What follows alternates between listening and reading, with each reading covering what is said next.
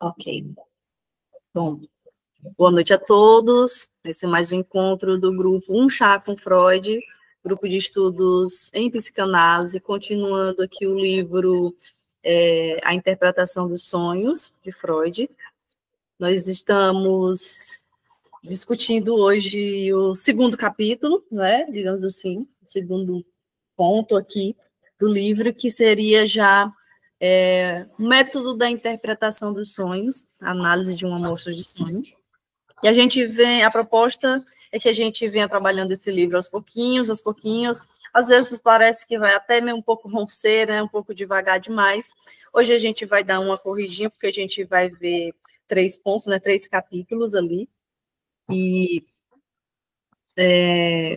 o início do livro, ele fala sobre o que se falava sobre os sonhos. Eu vou repetir aqui, pode se tornar repetitivo, mas para quem pegar aqui essa gravação pela metade, entender mais ou menos.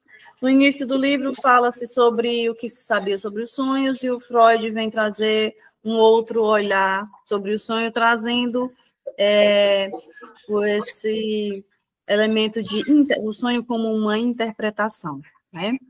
Então, nesse segundo capítulo, o Freud já vem trazendo os pontos, os elementos da ideia em que ele realmente queria falar sobre o que eram os sonhos, né? Ele foge aí. Tem alguém com o microfone ligado e eu não estou conseguindo desligar. Deu certo aqui. Então, assim, a partir desse capítulo, o Freud vem trazendo os seus apontamentos sobre o que ele escreveu sobre o sonho, né, o que ele considera ali, não rechaçando o que se sabia sobre os sonhos, mas muitas vezes fazendo esse comparativo. E ele vem dizer que os sonhos são interpretáveis. E só essa primeira frase já vai de encontro com diversos teóricos, né? Porque, a princípio, o sonho era algo divino, era apenas a expressão somática, né, do corpo. Quando dormíamos, aí o corpo ia refletir ali no sonho as sensações, e aí o Freud vem dizer que não, que os sonhos são interpretáveis. E a interpretação é algo subjetivo, é algo pessoal, é algo um a um, né? Mas essa interpretação, ela não é do Freud, não é do psicanalista. Essa interpretação só pode ser feita juntamente com o paciente, né? Então, ao supor que os sonhos são interpretáveis, entro imediatamente em contradição com a teoria dos sonhos dominantes, e mesmo com todas as teorias do sonho, exceto a de Scherner, pois interpretar um sonho significa informar seu sentido, substituí-lo por algo que se inscreve como elo equivalente no encadeamento das nossas ações psíquicas. Scherner foi o único em que, de certa forma, se aproximou ali com a questão do interpretar dos sonhos, que, apesar disso, não é o mesmo tipo de interpretação e que o Freud veio propor sobre os sonhos, né? Havia-se uma certa teoria científica sobre os sonhos, né, e o Freud vem dizer que essas teorias não deixavam espaço para o problema da interpretação, pois para eles os sonhos não era um ato psíquico, era apenas um ato do corpo, por isso falamos em somático é o corpo, né, um processo do corpo, e se excluía completamente. Em alguns desses teóricos até se falava que quando se adormecia, meio que essa mente se desligava, né, se desligava ali do que era consciente, do que era a razão, e era meio que apenas um delírio ali da reação entre o corpo e o meio, né? E aí o Freud vem observando completamente o contrário, que há um sistema psíquico complexo que funciona de uma forma diferente e que se manifesta com essas mensagens codificadas, que ele até coloca como criptografadas, né? Um método criptográfico. Ele trata um sonho como um tipo de código secreto. E como foi que o Freud descobriu isso? Na clínica, observando seus pacientes, mas analisando primeiramente seus próprios sonhos. Tanto que no livro, o primeiro sonho que ele realmente destrincha todo, interpretando lá, salvo engano, é dele. Ele coloca no livro diversos sonhos dele, ele até comenta que já analisou uma quantidade absurda de sonhos dos seus pacientes também, mas só pôde realizá-los a partir dos seus próprios sonhos, né? Freud não fez análise, ele não foi ouvido, né, não foi analisado, mas ele fazia essa autoanálise, ele se autoanalisava, como ele não podia fazer a sessão com ele mesmo, ele analisava os seus sonhos, né, e encontrando os sentidos nos signos, nos símbolos, na simbologia lá dos seus sonhos. Então, ele chega a falar no livro, inclusive, que esse sistema psíquico complexo, ele tem esse mecanismo de certa forma, uma certa, como é a palavra, um ensaio, como é que os artistas fazem? Uma encenação, né? Para que aquele conteúdo que precisa ser escutado, que precisa ser dado atenção, ele venha a surgir, né? Então, um sonho pode estar inserido na concatenação psíquica que podemos rastrear na memória a partir de uma ideia patológica. A partir dessa ideia aqui, de que um sonho ele pode estar concatenado, ligado psiquicamente a uma memória ou uma ideia patológica, que tem esse fio de adoecimento, de sofrimento, foi o ponto-chave para que o Freud fosse descobrir as nuances ali de como interpretar esses sonhos. Muitas vezes ele chegou como se fosse num labirinto de achar que, opa, aqui agora eu acho que eu me perdi, opa, acho que aqui não está chegando no ponto em que deveria ser ou que acreditaria que é, e de repente ele encontrar a saída na interpretação dos sonhos. Quem der uma olhadinha no livro, a análise do sonho, ele faz o relato do sonho e ele faz a análise do sonho. E como parece mesmo andar dentro de um labirinto, né? Mas ele vem dizer que só é possível caminhar por esse labirinto, essa interpretação dos sonhos, a partir da sacada do paciente. E ele dá uma pequena pista ali para a gente seguir como uma bússola, digamos assim. O Freud vai dizer que o sonho ele vai ter algo relacionado, direcionado ao dia, aquele dia vivido, ao dia anterior, a algo que aconteceu naquele dia e que, de certa forma, tem um fiozinho, tem um elemento ali naquele dia que vai dar sentido àquele sonho, né? Porque, como já muito bem já sabemos, o nosso inconsciente adora formar correntinhas de experiências, de símbolos, de signos, de significantes, porque eles vão se aproximando, digamos assim.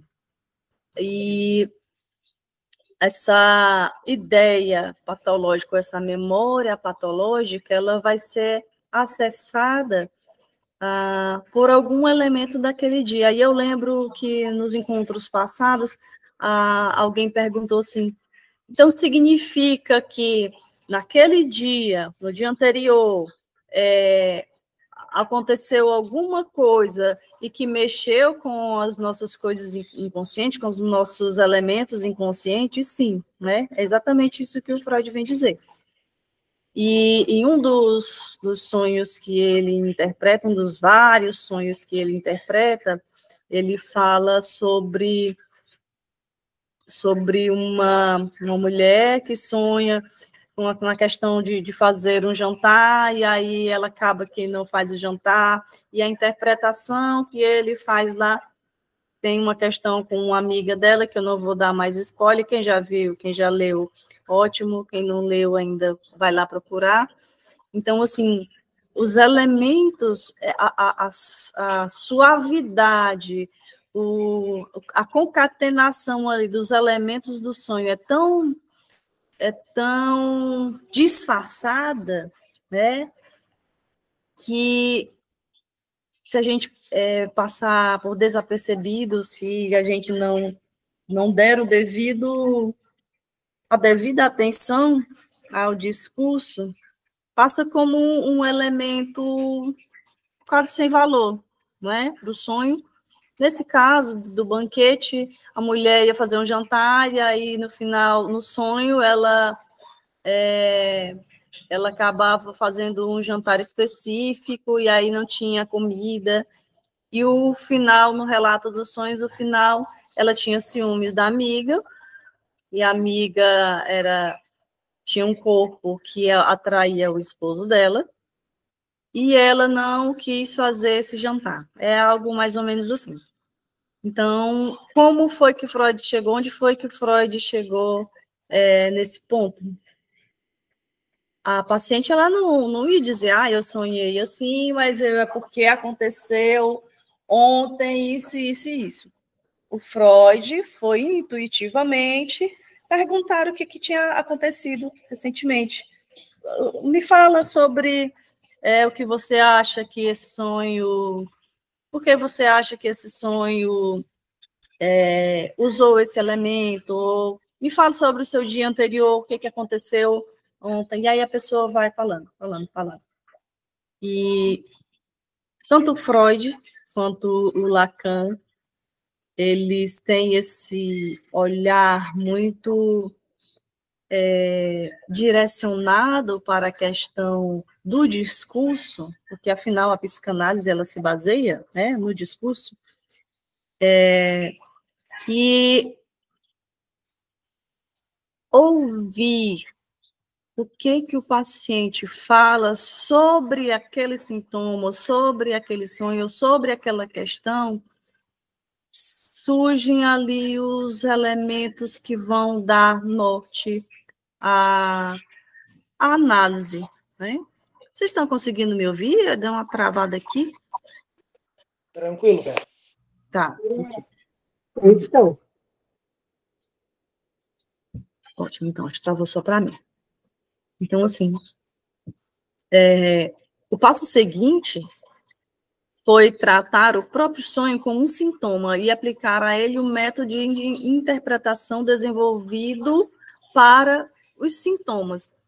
O Freud percebeu que no sonho havia havia os sintomas também, né, disfarçados, mas eles estavam lá. Isso exige certa... Até aqui vocês têm alguma coisa a acrescentar? Fiquem à vontade, tá? Vou trazendo os meus apontamentos e vocês ficam à vontade. Eu acho que, claro, o inconsciente ele é atemporal, na verdade, né? E aí, vamos dizer que o sonho ele é como se fosse um garçom, né?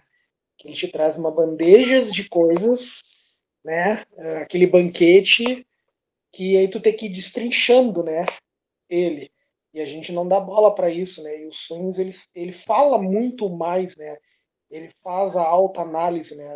Quando a gente para analisar os sonhos, a gente acorda e consegue lembrar o conteúdo latente que está ali, né? A gente consegue fazer uma boa análise aí, né?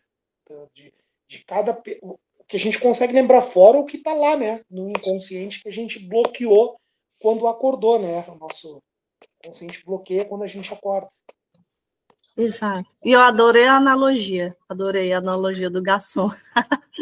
Mas é bem isso. E o interessante é que quando a gente acorda, o sonho ele vai se desenvolver, né? No momento do sonho, ele vai se desenvolver não nessa sequência que a gente lembra quando acorda, né? Essa sequência que a gente lembra quando acorda é ali o nosso sistema psíquico, né? Nosso aparelho psíquico, que vai permitir que a gente lembre ele assim, que vai organizar, né? Que vai deixar ele meio que organizadinho assim. E aí, mas os sonhos, ele vem aí em pedaços, né? Espedaçado ali, com as suas, como se fosse alguns flashes, né? Que eles vão fazer sentido quando a gente acorda. Tanto é que o Freud vai dizer mais à frente, inclusive em outro capítulo que ele dedica a isso, ele fala sobre a deformação onírica, né? E o sonho ele vai sofrer essa deformação, que vai diversas formas que ele vai se modificar para poder essas questões inconscientes virem para a consciência e acabarem, às vezes, não sendo tão explícito, mas que no que a gente chama de pesadelo vai ser. E nessa deformação onírica, o Freud vem dizer assim, os conteúdos, eles são de dois tipos, o conteúdo latente e o conteúdo manifesto. O conteúdo latente é tudo que tem aqui, que o inconsciente quis trazer, mas que em seu volume, né, na sua intensidade total, não tem como trazer. E ao acordar, e após esse sonho ser passado em flashes na sua mente, ao acordar, esse conteúdo manifesta o conteúdo que eu vou lembrar, e é o conteúdo que eu vou falar. Muitas vezes, quando temos o pesadelo, o conteúdo manifesto, ele vem cru, né? Porque a gente vai lembrar, de certa forma, ali, de como é que foi esse sonho, mas ainda vai causar angústia quando a gente vai falar sobre ele. Então, de certa forma, as defesas ali do inconsciente para trazer esse conteúdo, elas titubearam, digamos assim, né? Veio o conteúdo ali, ficou um pouco mais explícito e acabou mexendo. Tanto é que a gente disse, eu tive um pesadelo tão ruim, eu sei que foi uma coisa tão ruim, mas eu não me lembro, né? E olha aí, o inconsciente fazendo o seu recalque novamente, o esquecimento total, não é? Isso exige certa preparação psíquica do paciente. E esse ponto é interessante, porque na clínica a gente vai, a partir de um tempo, ficando até um pouco mais afinado com relação aos pacientes que você vai perceber que vão dar continuidade, ou os pacientes que você quase que de primeira já percebem que não vai dar continuidade na terapia, porque não é que a gente vai na primeira sessão chegar e dar uma aula para o paciente como é que vai, com o que é a psicanálise, como é que vai ser a terapia. Eu costumo ouvir o paciente na primeira sessão, e às vezes nas primeiras sessões, a depender de como vem essa demanda, que às vezes vem um derramamento muito grande, né, uma necessidade muito grande. Mas é preciso uma certa preparação psíquica do paciente para que, segundo Freud, né, para que se consiga alcançar ali os elementos objetivos da análise, porque já tem as resistências naturais do paciente, o paciente não precisa, claro, entender sobre psicanálise para fazer a terapia psicanalítica. A grande maioria não sabe nem qual é a diferença de psicanalista, psicólogo, psiquiatra, e está tudo bem. Mas qual seria essa preparação? Informar ao paciente que ele precisa dizer tudo que vier à sua mente, sem restringir ou sem pensar muito para falar sobre. Porque tem muito paciente que chega e diz assim, Não, eu não sei nem o que eu vou falar. Não sei. Aí vai falar uma coisa, ele pensa 1000 vezes, aí o que vem à sua cabeça ele não fala, e ele vai falar, vai tentar organizar o que é que veio ali na sua cabeça para falar, e vai em uma coisa um pouco diferente. Principalmente com pacientes mais obsessivos, né? Então, assim, tem essa necessidade, e isso o Freud vem trazer, dessa preparação psíquica do paciente. Procura-se alcançar nele duas coisas: o aumento da atenção às suas percepções psíquicas, ele começar a perceber, começar a se atentar ali para o que ele vai percebendo em si, percebendo da experiência, percebendo do que ele vai dizendo também sobre ele, né? E se desligar dessa crítica com ele mesmo, desse filtro que os pacientes colocam nos pensamentos.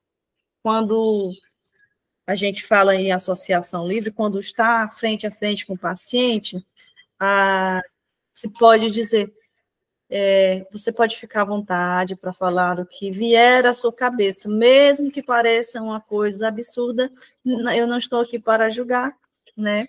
E a gente vai conversar a partir daí. Eu sempre utilizo uma frase até para meio que, de certa forma, quebrar o gelo, aqueles pacientes que eu vejo que vêm um pouco mais tenso. Boa noite, Cristiane, seja bem-vinda. Eu digo, olha, você pode Boa noite, professora, pessoal, desculpa o atraso. Sem problemas. E eu digo, você pode falar qualquer coisa que vier à sua cabeça. Se vier, sei lá, a palavra girafa, a gente fala sobre girafa aqui a noite toda e não tem problema, né?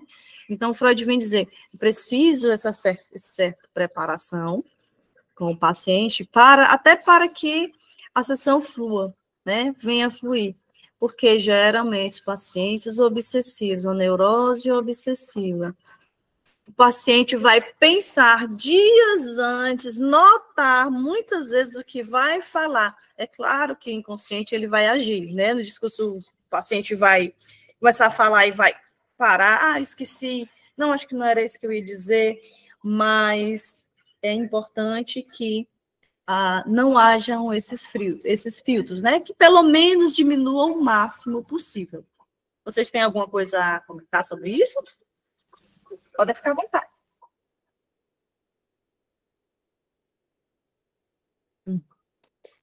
Eu acho que, vou fazer uma outra analogia aí, né, me permitir, é como se nas sessões de análise, né, as iniciais, geralmente o paciente ele vai chegar e até para nós mesmos, né, eu acho que é normal essa resistência no início, né, porque, sei lá, a gente tá falando com uma pessoa que não conhece, até tu ganhar essa confiança da pessoa, né, e aí tu parece que tu tá te despindo daquela pessoa, né, a sensação parece que é essa, e aí chega um certo momento, uma coisa que eu sempre tive em mente, né, eu não posso mentir nas terapias, eu tenho que falar, eu preciso falar, porque se eu estiver mentindo, eu não estou mentindo para o terapeuta, eu vou estar mentindo para mim, e aí eu não vou chegar lá onde eu quero chegar. Então, acho que vai ter certos momentos aí, vai ter certos momentos que o paciente não vai nem olhar para tua cara, né? Não vai nem querer, quando ele estiver falando, ele, sei lá, aí entra um divã, né? Não vai querer nem olhar para ti por vergonha, mas acho que a analogia é essa, parece que tu tá, sinto, né, como analisar também, tu tem que te despir, né? E é aos pouquinhos, como se tirasse uma peça de roupa, e é difícil aquilo ali, daqui a pouquinho tu tira uma outra camada, e aí quando chega lá no meio lá da sessão, olha só, esse aqui sou eu. Sabe? Eu acho bem interessante isso. Exatamente. Só a analogia ótima essa. E muitas vezes esse se despir é uma dança. Como é que chama aquela striptease? Né? Vai um striptease com uma dança de tentar envolver, tira-se uma peça de roupa e tenta enganar o psicanalista aqui com aquela dança. Mas é interessante isso. E muitas vezes o paciente chega com receio de se despir e ele vem e tira toda a roupa e no instante está sem roupa alguma, mas não se percebe nu, né? E aí vem a resistência depois, né? Vestir aquela roupa, por que eu fiz isso? Sabe? É eu inconsciente, aí vem aquela resistência, por que eu fiz isso? E, desculpa, e aí vai botando aquela roupa de volta, aquela camada, né? Vai usando aquela camada e a gente não quer que ele use aquela camada, né? Que ele vai se despindo aos poucos. Exatamente, mas faz parte. Até porque a gente imagina que na terapia o que a gente aprende? Que esses elementos inconscientes que precisam vir para a consciência, eles vão ficar tentando vir, e quando na terapia há uma interpretação que traz para a consciência, que o paciente toma consciência disso, sintoma vai embora e aí as coisas andam. Mas a gente esquece do detalhe, né? Repetir. Então, vai se repetir. O paciente vai tomar consciência, mas muitas vezes vai precisar repetir novamente. Vai precisar, mesmo tomando consciência, aquilo se torna inconsciente.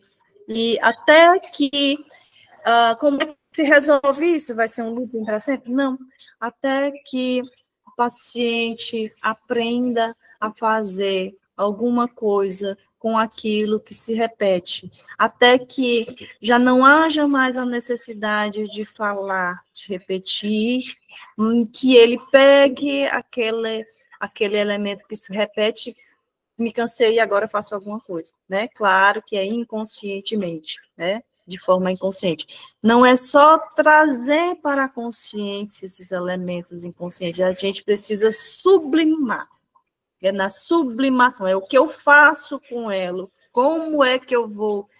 ok, eu entendo que eu tenho essa necessidade de que os outros me validem, e pronto, tá, é verdade, eu tenho necessidade porque minha mãe, ou porque meu pai, ou porque eu, ou porque seja o que for, ok, tomei consciência disso.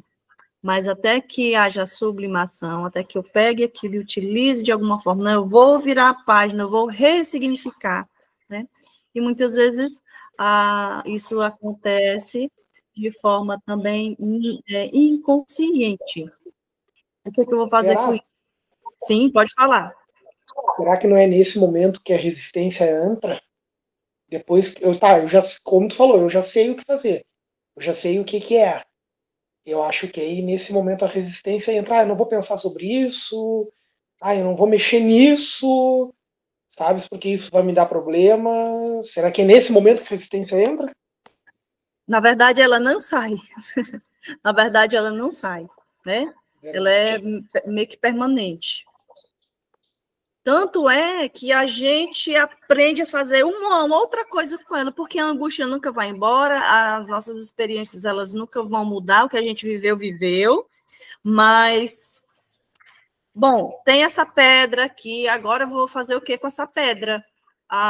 Eu não faço ela desaparecer, então eu posso pegar ela, botar aqui de lado e eu vou vivendo a minha vida. Bom, ela vai comigo aqui, ok, eu sei que ela está aqui, eu vou vivendo a minha vida, né? A resistência ela vai sempre existir porque a gente vai encontrar meios de contornar. É como se a gente fosse o ditado lá da água, que quando não consegue transpor ali a sua barreira, ela contorna, né? Temos os nossos problemas, eu não consigo destruí-lo, então a gente vai procurar um outro caminho para com aquilo conviver. Acho que a resistência ela nunca vai embora, ela faz com que a gente encontre outros caminhos, né? Aprender a conviver com. Faz sentido para vocês? Sim. Os pensamentos involuntários costumam provocar a resistência mais feroz que pretende impedir a sua emergência. Aqui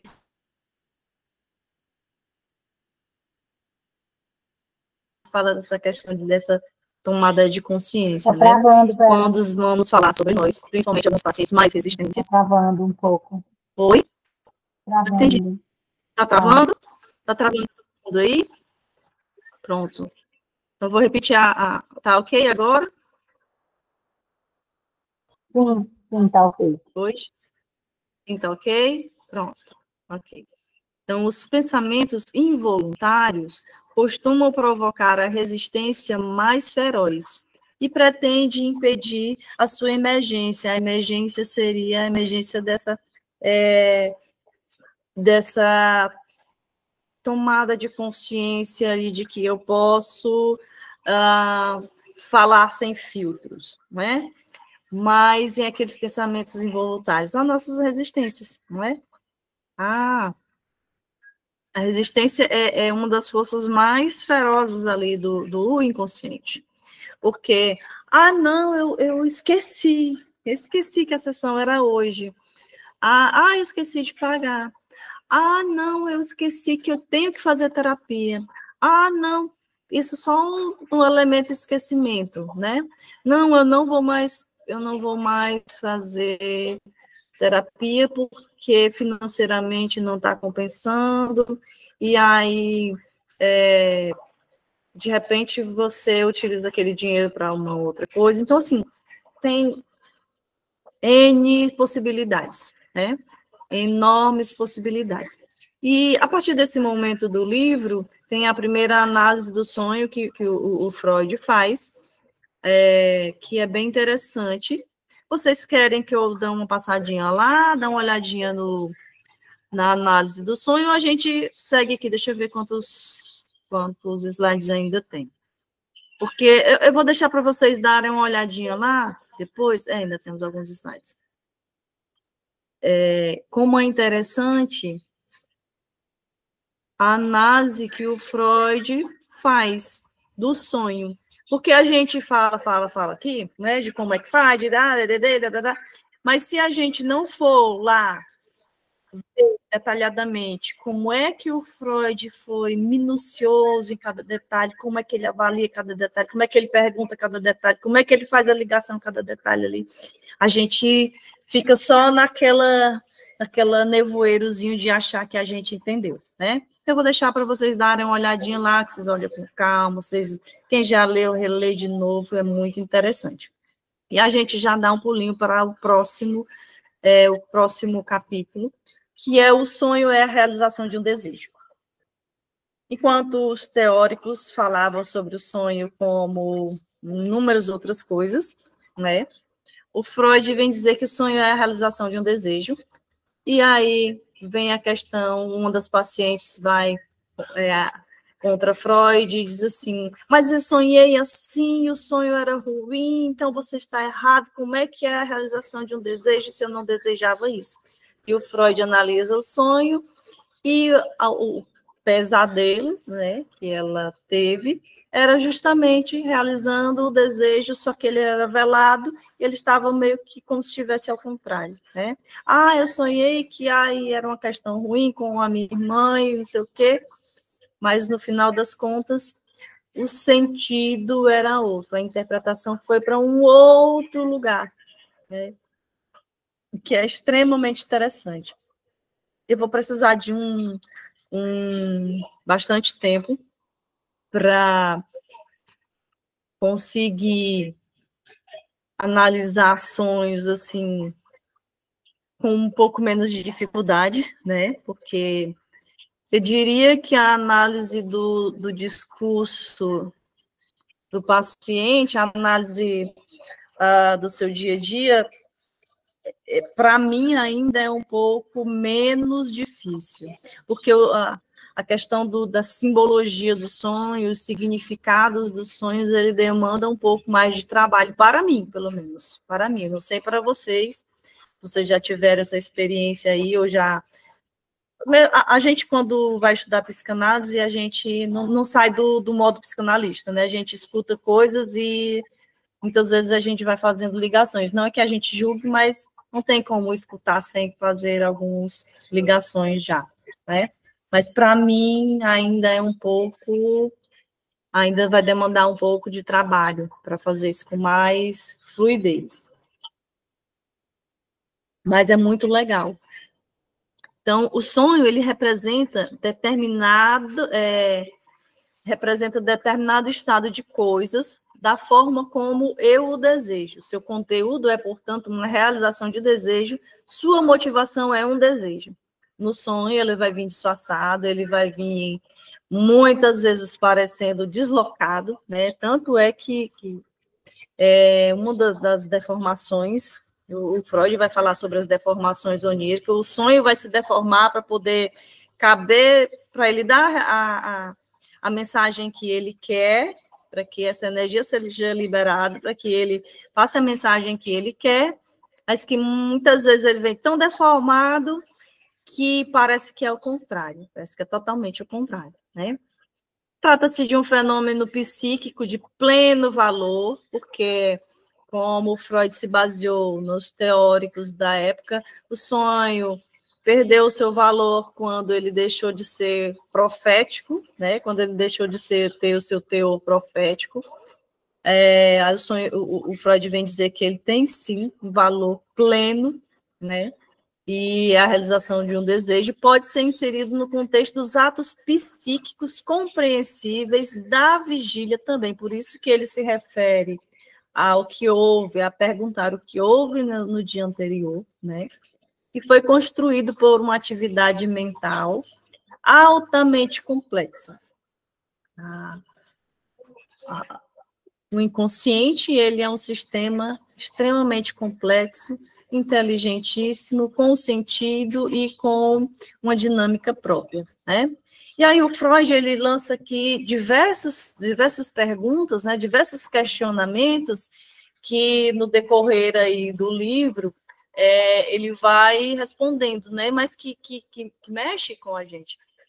Se o sonho representa um desejo realizado, como nos diz a interpretação dos sonhos, de onde vem a forma estranha e notável em que se expressa essa realização do desejo, né? De onde é que vem?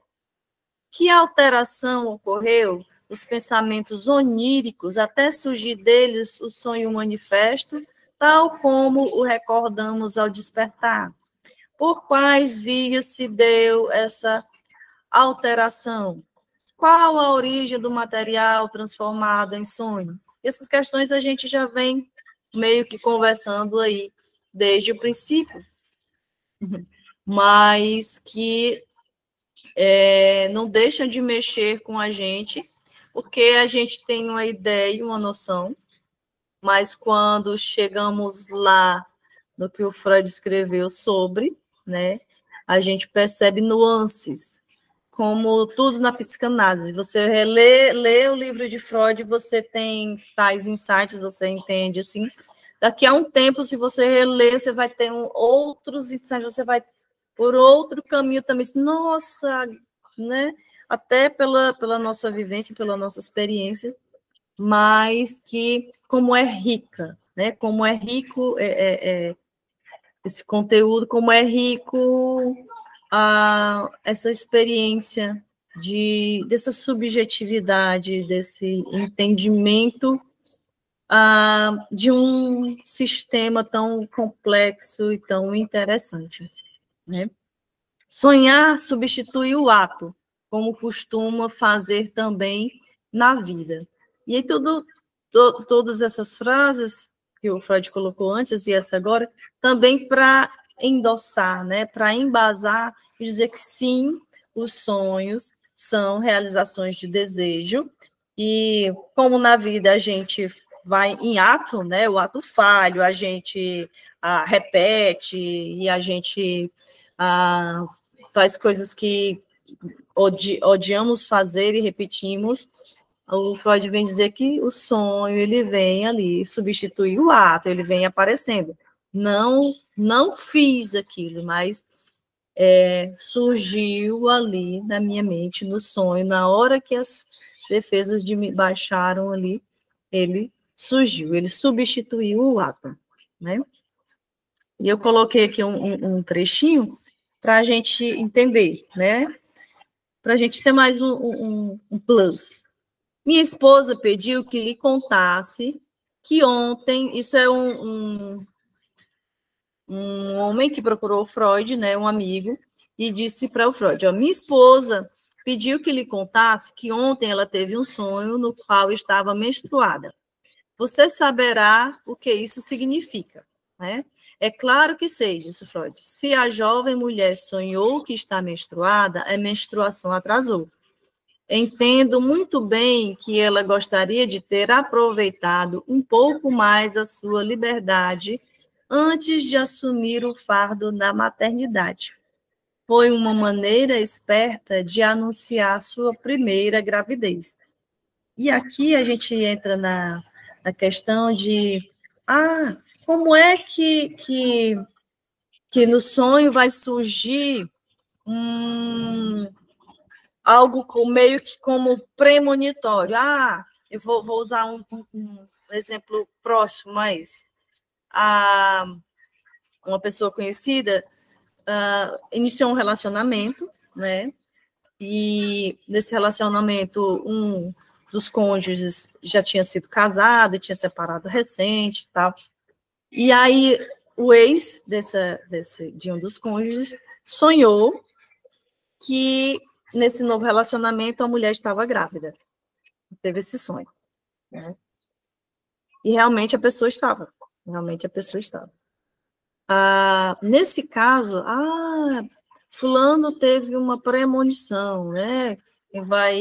Quem vai aí para esse lado dessa crença, não, foi premonitório, foi uma premonição. Acontece que essa pessoa, desse novo envolvimento, esse pai dessa nova criança, já havia vivido uma experiência semelhante no relacionamento anterior. Logo no início da relação, eles tiveram um filho. Então, não é um elemento premonitório. Essa pessoa, o inconsciente dessa pessoa já fez essa ligação. Uma certa repetição. Já entendeu que essa pessoa tem esse elemento de repetição, então ali vem inconsciente. Mas que ficou, né, no ar. A ex percebeu, entendeu, teve um sonho premonitório ali de que a próxima já estava grávida e realmente estava, né? Na verdade, não. É um elemento inconsciente aqui.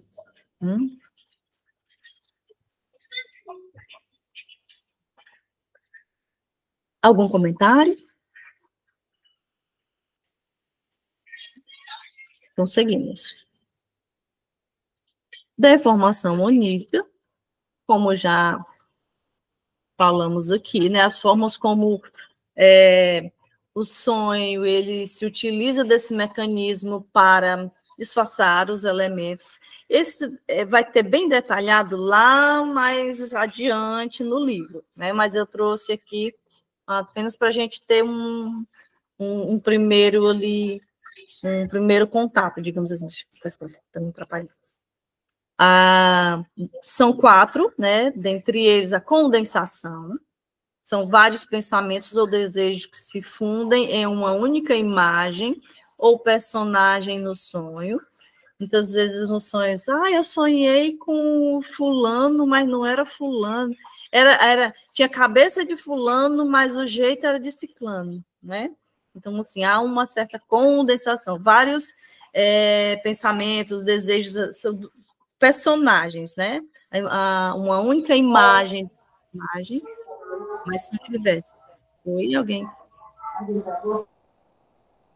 Tá, o microfone estava aberto. No deslocamento, a intensidade emocional de uma ideia se transfere para outra mais neutra ou irrelevante. É uma certa troca de foco emocional, né? Há um deslocamento ali na questão do emocional, a intensidade, porque não tem como usar esse elemento, às vezes, que é muito intenso, e aí ele transforma em uma outra coisa no sonho. Representação simbólica, ideias abstratas ou reprimidas são expressas por meio de símbolos. É uma codificação de imagem.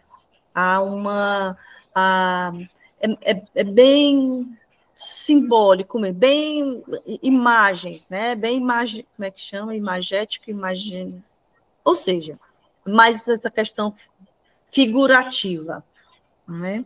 E a elaboração secundária, ao acordarmos, a mente tenta fazer sentido do sonho, dando-lhe uma forma narrativa coerente. De certa forma, a gente tinha já falado sobre como a gente, ao acordar, esse sonho, ele meio que se aglomera ali, se organiza, né? Mas aí é uma elaboração secundária. Não pode se vir o conteúdo latente, apenas o manifesto, apenas o que eu consigo, que eu aceito conscientemente. Né? E aí me surgiu uma dúvida, eu gostaria que vocês compartilhassem comigo o que vocês acham sobre.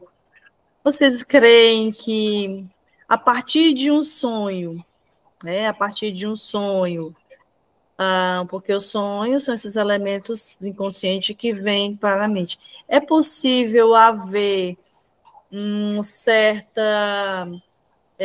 insight, e a partir de um sonho, o paciente trazer para a consciência e conseguir melhoras de seus sintomas com um sonho bastante intenso?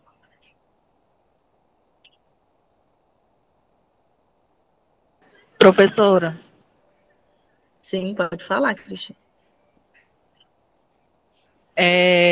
No caso, assim, vou contar um sonho de uma colega, certo? Okay. Vou resumir. Ela está em processo de separação e aí, assim, tem um motivo, mas ele não aceita esse motivo, porque ele acha que motivos que alguns homens dão não são motivos, né? Tem que ser perdoado. E só que assim, ela realmente sempre perdoou. Ela teve uma transição de profissão, ela teve mudança de comportamento, de pensamento, enfim, ela evoluiu em relação à profissão, em relação a muita coisa. E o que acontece?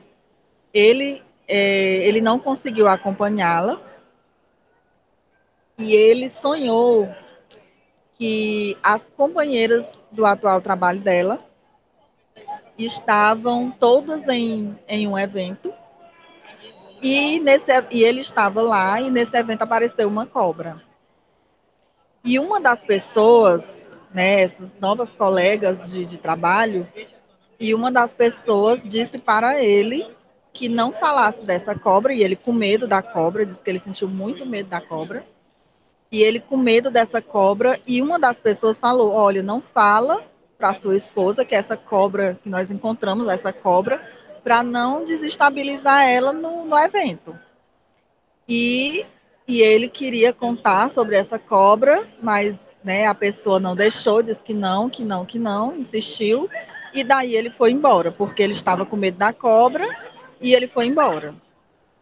Né, e esse foi o sonho. Só que a questão da separação, de quando uma das pessoas não aceita, sempre há aquela mudança, né? Todo dia é uma novidade, eu vou mudar e eu vou... Tipo assim, a pessoa teve tantos anos para mudar, aprontou o quanto pôde, né? Aí agora que a pessoa resolveu dar um passo, não, agora de verdade eu vou mudar, né? E aí ele chegou com esse sonho. E aí ela não sabe se realmente esse sonho foi real ou se foi invenção da cabeça dele, né, em relação a esse sonho. Né? Então, eu não. Aí, né, a pergunta que a senhora fez, se a pessoa pode trazer para a realidade, tipo, ter um insight, tipo, achar, né, que pode acontecer alguma mudança ou vai haver alguma mudança na vida dela.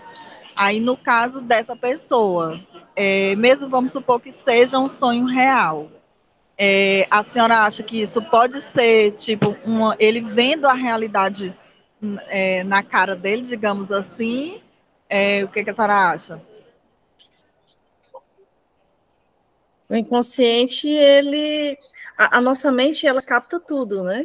A gente que não tem capacidade de, com essa captação, a gente estar consciente de tudo. Mas o nosso inconsciente, ele capta, ele registra e ele guarda.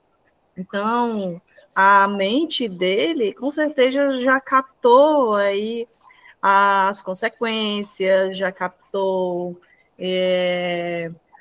qual é o rumo que se vai tomar, né? E o inconsciente dele está falando aí, está gritando, está zurrando para ele. Agora, o que ele vai fazer com isso que veio no sonho? Qual é a interpretação dele? Aí depender do que ele vai fazer, né? Conforme o que gira nessa cabecinha dele aí. O Carlos abriu o sonho e depois a Leoneide. Pode falar, Carlos. Olha, a gente tentando decifrar, né? A cobra em si, ela muda de pele, né?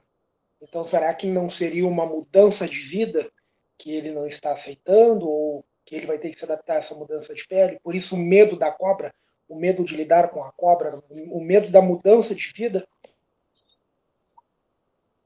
E outra, excelente interpretação, né, para a gente pensar. E outra cobra, ela estava paradinha lá, ela estava sendo vista, ela não estava atacando, ela não estava, né, parece que nem se movimentando, mas ela estava sendo vista, enxergada, e alguém não poderia enxergar, né? Outro ponto, cobra morde, né? A cobra pica. Então, assim, tem vários... Pode falar, Leoneide. Eu pensei que o sonho dele poderia ter trazido a ideia de traição. Porque, assim, na verdade, ele se sentiu traído, porque, assim, uma coisa é a pessoa se ver dentro desse processo, né? Como a esposa, durante bom tempo, viu ele como uma pessoa que aprontou todas, né? E ela resolveu mudar. Então, a partir do momento que ela resolveu mudar, ele se sentiu traído. É como se ele tivesse, como se a cobra representasse algo, a própria esposa que agiu de forma traiçoeira, no pensamento dele. Né? Eu não sei se eu estou exagerando na minha interpretação, mas poderia ser isso também. A não aceitação de que o fato ocorreu justamente por ele ter sido omisso para com ela. Aí, no momento que ela reagiu, ele a viu dessa forma, como alguém ali que era quietinha, que estava ali, mas que deu o bote sobre ele, que de repente, que para ele foi de repente, eu imagino, né? De repente ele se viu no lado oposto e traído. Eu não sei se eu exagerei, assim, se eu fui além, se eu viajei no meu pensamento. Eu imaginei essa cobra também, eu interpretei essa cobra como mudança. A mudança dela, né? Que ele ficou com medo da mudança dela e viu que por conta dessa mudança dela, ela não aceita mais as coisas que ele fazia. Então eu interpretei também dessa forma a cobra. Carlos? Essa cobra para ele pode interpretar também, né? Não sei, a gente está falando aqui, um medo, na verdade, o medo de perder o controle. Porque até então, agora, ela toma as rédeas da vida dela. Né? Até então, pelo que tu falou, ele aprontava e agora ela toma as rédeas da vida dela. Então, a cobra para ele representa, na verdade, a perca do... Olha, eu falando, né? Quem sou eu? A perca do controle, na verdade, né? Então, a cobra é uma ameaça para ele. Ele tem medo desse animal, desse bicho, de repente lá na infância dele, e aí a cobra representa então esse medo, esse controle por mudar de pele, por mudança de vida, tá entendendo? Não é o ele, mas o controle que ele tinha sobre ela. Eu fazia, e eu tenho o controle sobre ela. Agora é diferente. Agora ela tomou as rédeas, agora ela tem o controle. Excelente. E o que é mais excelente, que cada um, ao seu modo, tem esse olhar interpretativo, né? mas na clínica, quem vai dar o direcionamento, a gente, é ótimo, é perfeito que a gente tenha esses vários nuances de possibilidades, né? Mas quem vai dizer, realmente, quem vai deixar claro qual é a linha de interpretação é na análise com o paciente, né? Caso essa pessoa estivesse aqui na análise, a gente poderia perceber ali o que para ele seria esse sentido, né? E é maravilhoso esse momento de experiência trocada aqui, porque é isso que a psicanálise, a gente não pode, na análise do paciente, ter uma interpretação e seguir nela, não é isso daqui, não é isso daqui, porque para o paciente é o que o sentido vai dar o norte do inconsciente, né? A gente pode abrir, aí eu imagino, interpreto aqui, e aí muitas vezes quando a gente está aberto para ouvir, para a escuta, flutuante, mesmo essa escuta aberta para ouvir o paciente, a gente vai vendo que, às vezes vai correndo outros caminhos. Isso é fantástico, maravilhoso. Leonete, sim, Carlos, pode falar. Desculpa, eu acho que eu ia perguntar para ele o que a cobra representaria para ele. Perfeito, exatamente. Leoneide? Não, Vera, só colocar assim que quando você começou a falar, né, assim, a questão que realmente quem vai dar o norte a essa interpretação é realmente a fala do paciente, né? Como ele se sente.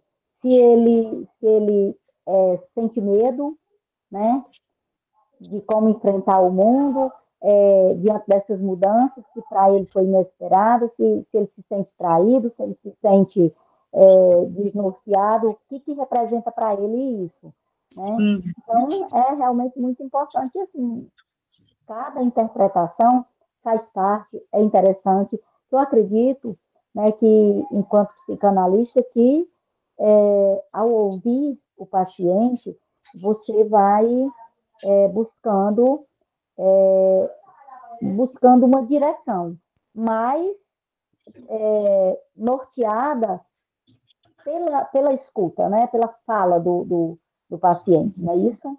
Exatamente, exatamente. E é ótimo que a gente tenha esses insights, porque é justamente na dúvida que a gente vai fazendo com que o paciente, na nossa dúvida, né, de não entender, e é até uma premissa lacaniana, você não deve entender o paciente de primeira, você não é entender, estou entendendo o que ele está me dizendo, já sei o que é. Não, é justamente na dúvida que a gente vai encontrando caminhos. Por isso que a psicanálise, ela é artesanal para cada pessoa, porque é uma construção de uma relação, né? A terapia é uma construção, não é o psicanalista saber sobre, eu sei sobre o paciente, eu sei sobre o que é que ele está falando, eu sei isso é uma neurose.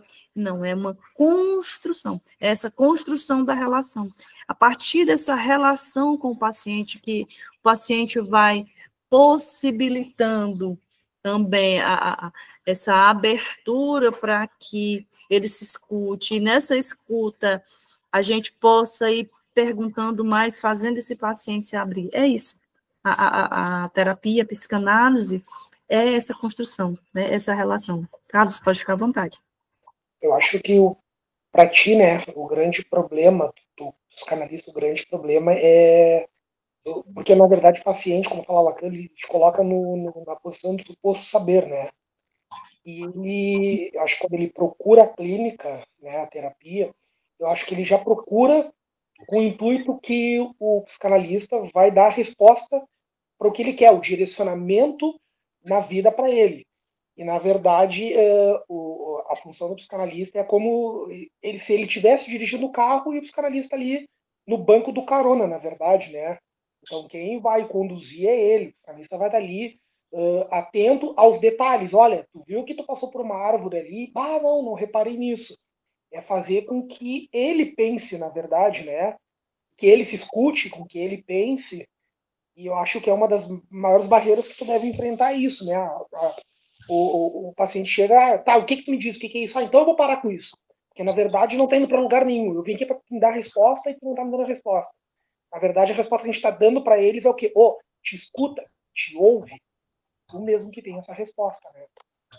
Exatamente. E 100% dos pacientes chegam com esse desejo de ter a resposta, né? E a grande maioria, né, eu não diria a grande maioria, mas grande parte dos pacientes que entendem, quando eles entendem que o psicanalista está no banco do carona, que não é ele que está dirigindo, aí eles abandonam a terapia, porque dói, né? Dói pegar a responsabilidade para si.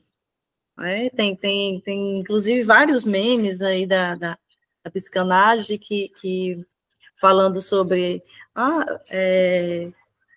olhando no espelho, né? Eu descobri quem é o responsável pelas minhas dores, pelos meus fracassos. Mas é isso, né? Se desconstruir, porque a gente está super construidinho, feito um Lego, achando que nós somos aquilo que colocaram na gente, que a gente acredita que a gente quer que o outro acredite que a gente é, e aquela parte que a gente não aceita, que é a gente, o inconsciente é a gente, tá lá, reservadinho, não, a gente não é isso não, né? E aí quando aparece esse nosso eu, a gente não aceita. Pode falar, Carlos.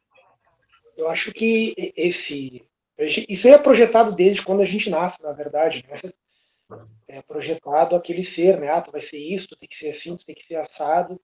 E aí a gente depois, acho que os pais fazem esse trabalho de início, né? Depois a gente joga isso para a sociedade, né? E aí então a gente quer aparecer para a sociedade a gente usa uma máscara, como falou, né? Uma máscara, a gente se torna um outro ser. E aí quando chega nisso, realmente, fazendo as minhas análises pessoais, a gente chega a um certo ponto das análises que pensa assim, tá, será que realmente eu quero mexer nisso? Ou eu vou parar por aqui, vou dar uma desculpa, né? Como tu falou, aí eu tô trazendo a responsabilidade para mim. E aí é onde eu tô tirando lá aquela roupa, né? É onde eu vou me ver realmente tirando toda aquela roupa que a sociedade me impôs, né? Que meus pais colocaram lá para mim, projetaram lá, né? E aí eu vou me olhar nu no espelho. Opa, é assim que eu sou. Agora é daqui que eu vou me vestir, né? Do meu jeito, sabe? Eu acho que basicamente vai nisso. Exatamente. Muitas vezes o olhar nu é olhar assim, olha por dentro, opa, peraí, olha aqui por dentro da eu me vi aqui, mas eu consigo lidar, né? É muito subjetivo, mas sim, é isso. É isso. Marcelo, boa noite, seja bem-vindo. Mas é bem isso, sim. Eu acho que é o último slide aqui, não, tem apenas mais um. E a pergunta, a gente acabou, de certa forma, respondendo, né? A gente não fugiu da pergunta. A gente respondeu, a pergunta será que no sonho daria para a gente chegar a um insight, resolver alguma questão, alguma demanda? Uma pessoa me procurou essa semana e falou que teve um sonho que estava quebrando um muro, ao redor da casa, e a sensação dessa quebra desse muro era de liberdade, uma liberdade intensa. E nesta mesma semana, essa pessoa tomou atitudes em que ela precisava tomar há algum tempo e que não havia tido coragem. E aí essa pessoa, será que foi o sonho que me fez realmente ter esse insight? Acontece que essa pessoa vinha em terapia já há 1 ano, né? E na terapia foi mencionado algo semelhante, nesse sentido de essa necessidade de sair desse fechamento, né? Então, o inconsciente, a partir da terapia, após essa terapia, após todo esse trabalho, se permitiu foi uma construção, uma desconstrução, um reforçamento do ego, né? Porque quando a pessoa precisa tomar a decisão que ela ainda não consegue e de repente vem esse insight e começa as coisas a andar, porque o ego dela ali foi trabalhado, porque estava, né, o que a gente chama de autoestima baixa. Então, foi todo um processo, né? Não é apenas o sonho mas o sonho, ele pode ter esse elemento de dar empurrãozinho também, né? Pode dar empurrãozinho. Teve todo esse processo de construção, faltava só um soprozinho aqui que a coisa ia andar, né? A gente tem um pensamento de que as coisas não funcionam sem as nossas intervenções, né? Então, muitas vezes a gente deixa de tomar uma atitude, por pequena que seja, né? Às vezes um pequeno não, né? Eu fui convidada para ir uma viagem, não vou porque quem vai fazer hoje, no mundo de hoje ainda tem muito disso. Quem vai fazer o almoço do meu marido, dos meus filhos, né? Quando eu falo no mundo de hoje, eu falo porque hoje a gente tem à disposição aí restaurantes, né? Com comidas caseiras deliciosas, até em cidades pequenas como a nossa, né, Vera? Uhum. E aí mas tem pessoas que ainda se prendem a esse detalhe, né? Porque se acha, é uma prisão, para ela é uma prisão, mas dentro daquele contexto, ela se acha importante, se vê insubstituível.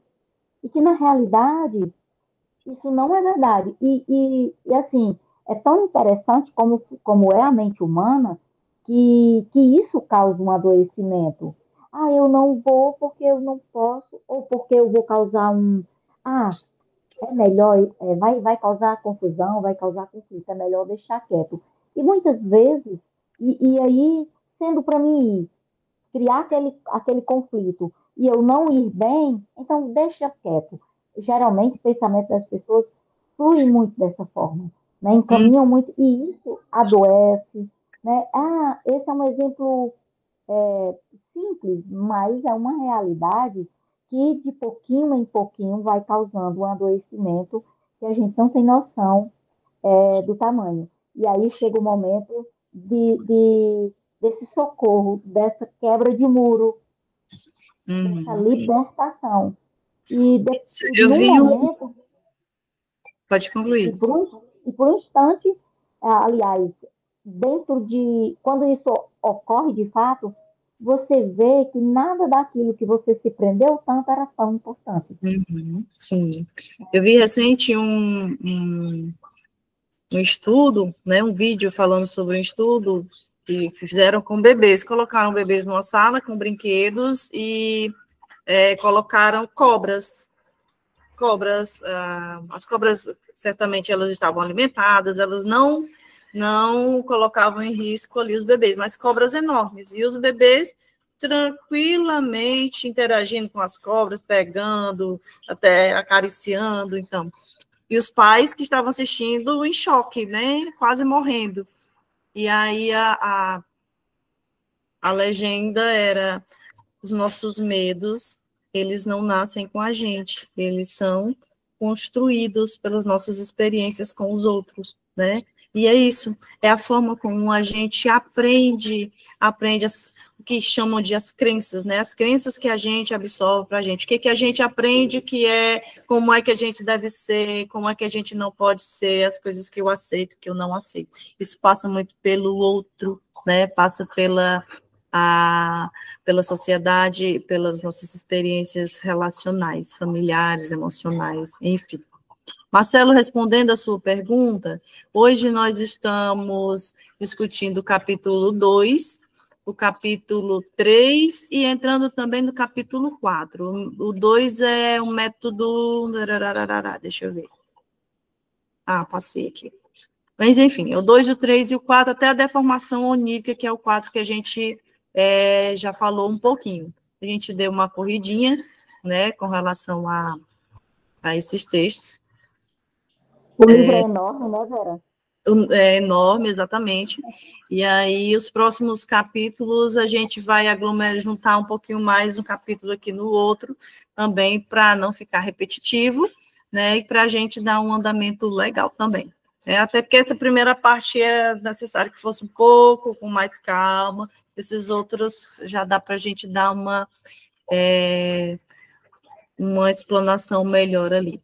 Então, falando sobre a resistência, quanto mais rigorosa for a atuação da censura, mais elaborado será o disfarce, mais engenhosos serão os recursos com os quais os leitores serão postos na trilha do significado verdadeiro, né? O que a gente falava sobre os sonhos e ali as suas deformações. Levando em conta as nossas suposições sobre as duas instâncias psíquicas, consciência e inconsciência, podemos dizer agora que os sonhos penosos realmente contêm algo que é penoso para a segunda instância, né? Mas que, ao mesmo tempo, realizam um desejo da primeira instância.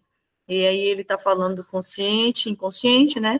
São, portanto, sonhos de desejo, na medida em que todo sonho parte da primeira instância, inconsciente, e a segunda se comporta em relação ao sonho, apenas de modo defensivo e não criativo. O Freud vem dizer que os nossos sonhos são, sim, realizações do desejo, mesmo que essa realização do desejo seja extremamente disfarçada, né? Existe o desejo inconsciente lá, que ele lança para a nossa consciência, e não apenas, e bastante como defesas, não como algo criado, né? Não como algo criado, mas sim. Apesar dos sonhos bons e os pesadelos, são realizações, sim, de desejos, né? Pessoal, a gente até passamos um pouquinho do tempo só, mas vocês têm mais algo a acrescentar, a comentar, a perguntar, podem ficar à vontade, senão a gente já vai encerrando esse encontro, que estava com muita saudade. Foi ótimo, Vera, foi maravilhoso. Vera, mais uma vez, quero agradecer, tá? Pelo conhecimento, e às vezes eu fico pensando que fica nos analisando aí. Não entendi o final. Às vezes eu fico pensando que essas perguntinhas que tu faz é para nos analisar.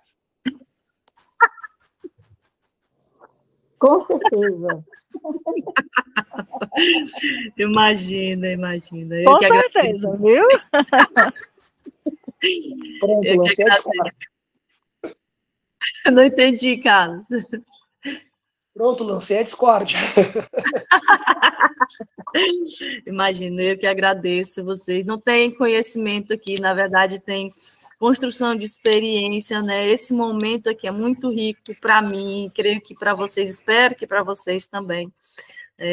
E não existe essa de, o quanto que sabe, que nada, não sei nada, estou apenas aqui tentando entender alguma coisa, juntando com vocês para ter esse espaço da gente tentar compreender. Às vezes fica mais enrolado, mais embolado, às vezes eu estou lendo aqui assim, meu Deus, eu vou botar esse apontamento aqui como, eu não sei, não, esse daqui não vai, que eu acho que eu não entendi, eu espero que alguém traga lá esse ponto também, que aí esclarece, né? Porque às vezes a gente está com uma ideia sobre algo e vem alguém com uma coisa que desconstrói todinho e junta e faz certinho.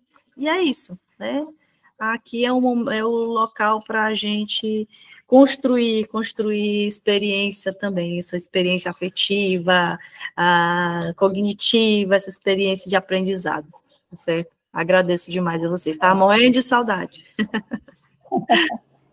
A psicanálise é vivência, né? Realidade, é dia a dia, é individualidade. Eu acho que, assim, não tem